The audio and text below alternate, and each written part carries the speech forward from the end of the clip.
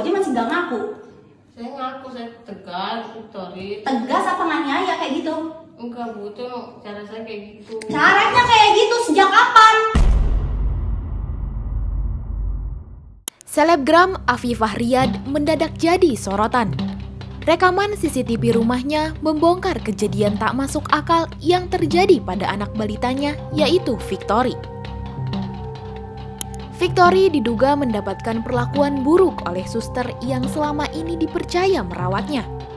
Bukan cuma itu, Afifah juga membeberkan rekaman suara integrasi yang bikin darah mendidih. Gak pakai lama, Afifah langsung melabrak susternya itu dengan emosi yang membara. Saking geramnya, Afifah bahkan sampai mengungkap lingkaran pergaulan sang suster di kompleknya yang dinilai kurang baik. Lalu, bagaimana kondisi sang anak yang bernama Victory itu sekarang?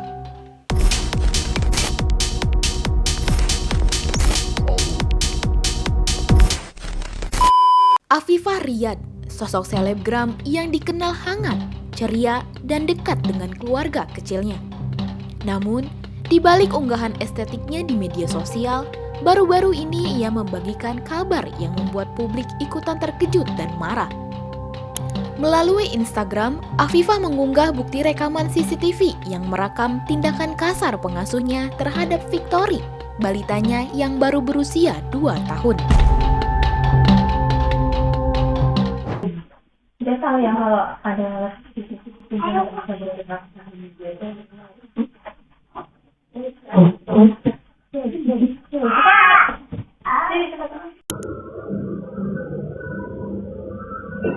Awas.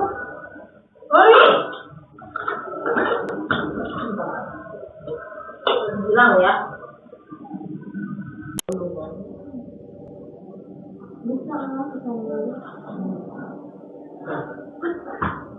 Ambil pisau. Ini rumah orang. Ambil pisau. Bisa. Tapi nggak mau begitu. Ayo. Tunggu dulu. Nih. Lap.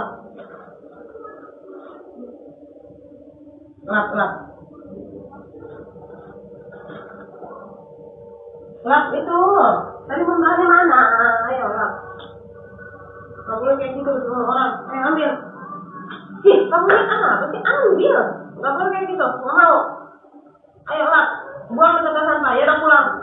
Ya coba. Makanya rapiin. Lap. Gak boleh kayak gitu.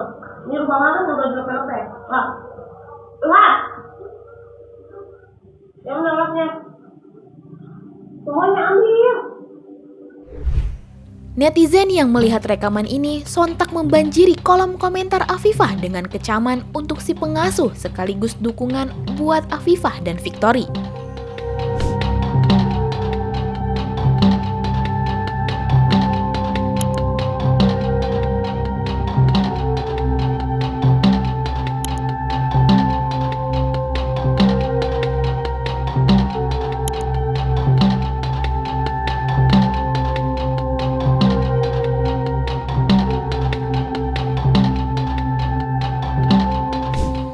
Tidak berhenti di CCTV, Afifah juga membagikan rekaman suara ketika ia bertanya pada kawanan suster di kompleknya yang menjadi saksi dari kejadian-kejadian tersebut.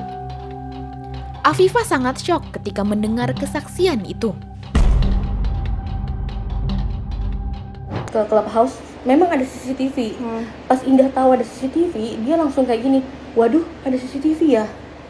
Dia bilang kayak gitu. Demi Allah, Takut ketahuan ngapa-ngapain. takut ketahuan ngapa-ngapain. Dan aku nggak bohong, ada sus yang lain, termasuk sus depan rumahku yang waktu mereka renang di depan rumahku. Itu Victory, ya Allah kak, maaf ya kak, kayak dijambak. Demi Allah ada di tendaku nih. Kakak pernah ngasih tips kan, 500.000 kan. Dia kan bikin status di WA. Besokannya ketemu susku dan ngobrol. Lu tahu nggak cuy, gue dikasih tips nih sama bundanya Victory. Gue dikasih tips tapi gue mukulin anaknya. Enak banget ya. Gue dikasih tips tapi gue mukulin anaknya. Wah sakit jiwa. Gue nggak bohong. Enggak, ini sakit jiwa. Jadi yang di belakang itu, yang susnya bilang mau ngabisin Victory tuh ngomong ke sus Ke susku. Itu baru tadi. Itu gara-garanya kenapa? Victory-nya bandel. Victory-nya tantrum mungkin ya kak, rebutan sama L di Clubhouse. Terus ketika sus Indah ngomong, dia tuh nggak nurut. Oh gitu ya Victory, ya kita ajak yuk sus Dila ke belakang, biar saya habisin di belakang. Cuy, ke belakang ya cuy, pengen gue kasih pelajaran nih, pengen gue habisin. Itu baru tadi dan gue makin udah sus, itu tadi baru. Tanpa berlama-lama, Afifah bersama kekasih dan adiknya langsung melabrak si suster dengan emosi yang sudah tak terbendung. Semua omelan, caci maki, dan umpatan dikeluarkan oleh mereka di hadapan suster tersebut. Ketika dihadapkan, sang suster mengaku tidak memukul keras, hanya bertindak tegas. Ia berdalih itu adalah cara mendidik Victory. Sus, itu penganiayaan anak kecil, Sus. Sayang, tunjukin CCTV-nya dulu. Nggak usah. Nggak usah, Aku udah. perlu dia jujur dulu semuanya. Iya. Apa aja? Kamu apain anak saya, Sus? Sus, saya kurang baik apa, Sus? Setiap bulan saya bonusin, Sus. Bisa-bisanya ngomong ke orang enaknya jadi gue dibonusin sama orang tuanya tapi gue pukulin anaknya. Sinting yang ngomong kayak gitu.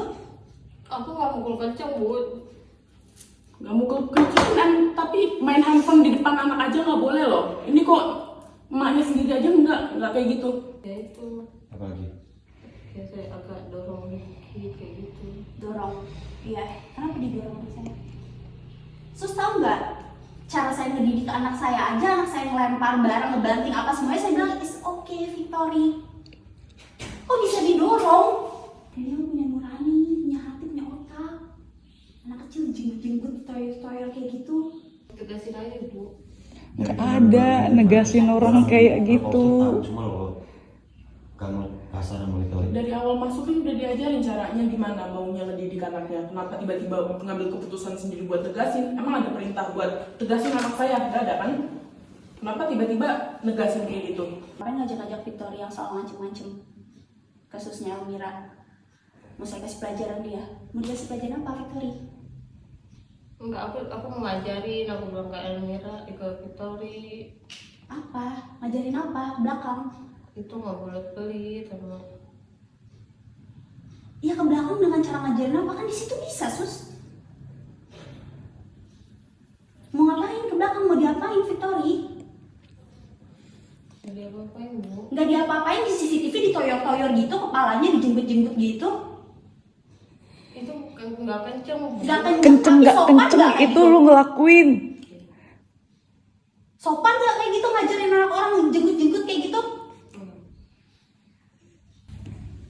Sama orang tuanya saya dikasih bonus, anaknya saya pukulin. Bisa sakit mental ya? Sintingnya.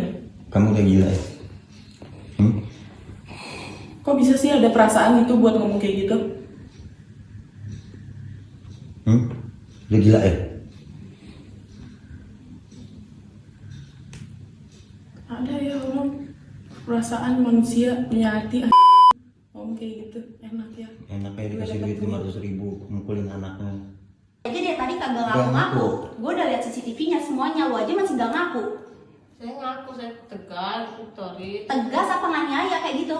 Enggak, Bu, itu cara saya kayak gitu. Caranya kayak gitu sejak kapan? Ngajarin anak itu anak saya loh, bukan anak sus. Anak saya digituin sama sus, gila kali ya? Semua orang tuh nggak terima sus anaknya digituin. Caranya kayak gitu. Diajarin nggak sih caranya sama saya? Gimana ngadepin Victory? Hah? Kenapa melenceng? Nggak perlu ada tata cara juga tahu. Semua orang tuh nggak mukul Ya anak. udah, berarti udah sakit jiwa. Lo tau gak sih dia, setiap apa yang gue makan tuh dia ikut makan. Gue beliin, setiap dia keluar gue bebasin dia pesen apapun. Gak ada aja yang gue balas batasin. Gue ngerasa dia udah kayak keluarga gue, pakai ternyata Najis. Orang Victory yang ngancam dari kepala, jambak dia, jambak terus. dorong Victory, terus marahin Victory. Terus alasan jambak Victory itu apa sih? Ya, Anak 2 tahun dijambak tuh maksudnya apa sih? Otaknya tuh isinya apa gitu? terus saya bukan jambak yang keras itu, Bu. Intinya jambak. Iya. Iya, biar apa? Biar didengar. Biar didengar. Emang harus dijambak? Hah? Habis dijambak nggak denger gak dia? Ngancem.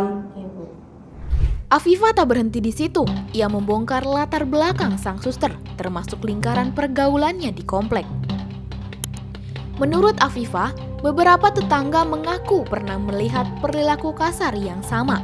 Bahkan ada cerita bahwa suster ini sering bergosip negatif tentang keluarga tempat ia bekerja sebelumnya.